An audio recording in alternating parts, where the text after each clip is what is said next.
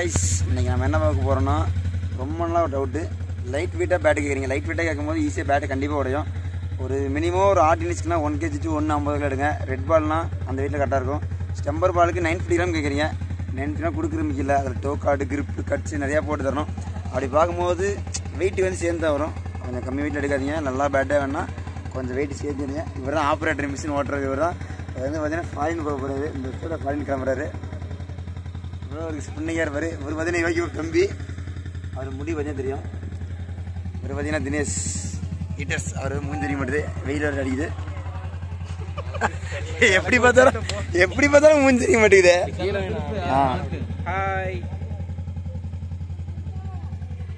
கண்டிப்பாக வந்து அப்டேட் பண்ண போகிறேன்.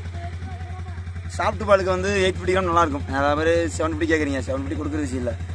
750 கிராமில் சீக்கிரம் உடஞ்சி போயிடும். அந்த திக்னஸ் இருக்கணும், உள்ள ஸ்கூப் ஆள இருக்கக்கூடாது, நிறையா இருக்குது. அந்த திக்னஸ்லாம் இருக்கணும். ஆனால் நம்மளால என்ன பண்ண லைட் ப்ளூ ஸ்கூப்போட கேட்குறீங்க.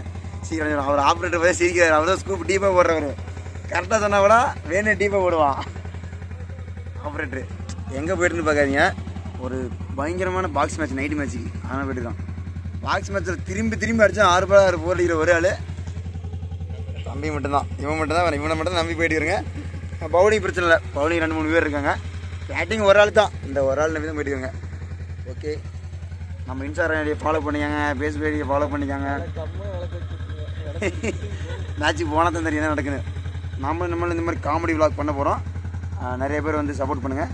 ஓகே ஃப்ரெண்ட்ஸ், பாய்.